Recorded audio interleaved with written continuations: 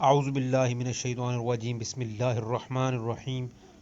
معزز ناظرین، آپ دیکھ رہے ہیں میرا یوٹیوب چینل۔ آج کی ہماری اس ویڈیو میں آپ کو ایک انتہائی آسان، پرکشش اور وزن میں سب سے بھاری اللہ تعالیٰ کا ذکر یعنی کہ وظیفہ بتانے جا رہا ہوں۔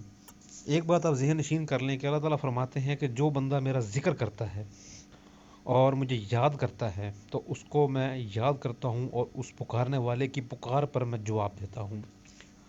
اور جو بندہ میرا ذکر کرتا ہے اور ذکر میں اپنا وقت مشغول ذکر میں اپنا وقت جو ہے وہ اس میں ہر وقت مشغول رہتا ہے اور اپنی دعائیں مجھ سے مانگنے کا اس کے پاس وقت نہیں ہے، اس کی وجہ کہ میرا ذکر کرتا رہتا ہے، تو اس کی وہ دعائیں جو اس کے دل میں ہیں، کیونکہ اللہ تعالیٰ دل کے حال جانتے ہیں، جو وہ بندہ زبان سے نہ مانگ سکا اس کی دعائیں میں آٹومیٹکلی پوری کر دیتا ہوں۔ تو اب کون سا یہ وظیفہ ہے؟ یہ وہی وظیفہ ہے، یہ وہی دعا ہے جس نے سیدنا حضرت یونس علیہ السلام کو مچھلی کے پیٹ کی اندھیروں سے واپس کھینچ لایا۔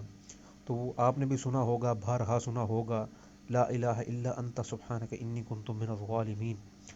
آپ کا یہ جو وظیفہ ہے، یہ آپ نے روز چھوٹا سا مشغول کرنا ہے۔ آپ نے کسی بھی نماز کو مختص کر کے فجر کی نماز کے بعد آپ نے 313 مرتبہ پڑھنا ہے۔ 313 غزوہ بدر کے مجاہدین کی تعداد ذہن میں رکھ کر آپ نے 313 مرتبہ اس کا ورد کرنا ہے۔ انشاءاللہ جو دعا آپ کے دل میں ہوگی، دنیا اور آخرت کی تمام بھلائیاں مانگے بن مانگے اللہ تعالیٰ آپ کو عنایت فرمائیں گے، کیونکہ ہم اس ذات سے مانگ رہے ہیں جو کہ بے نیاز ہے، جس کو کسی کی محتاجی نہیں ہے۔ اور ہر وقت ہم نماز میں پڑھتے ہیں ایاک نعبد و ایاک نستعین، کہ اللہ ہم تیری ہی عبادت کرتے ہیں اور تجھی سے ہی مدد مانگتے ہیں۔ تو یہ دعا ایک بہترین دعا ہے، یہ ایک نبی کے منہ سے نکلی ہوئی دعا ہے۔ تو انشاءاللہ تعالیٰ العزیز آپ کے جو بھی مسئلے مسائل ہیں، آپ اس دعا کو، اس وظیفے کو اپنی زندگی کا حصہ بنائیں۔ معلومات کے لیے آپ ہم سے رابطہ کر سکتے ہیں۔ رابطے کے لیے ہمارا نمبر ویڈیو کی ڈسکرپشن میں دیا گیا ہے۔ السلام علیکم ورحمۃ اللہ وبرکاتہ۔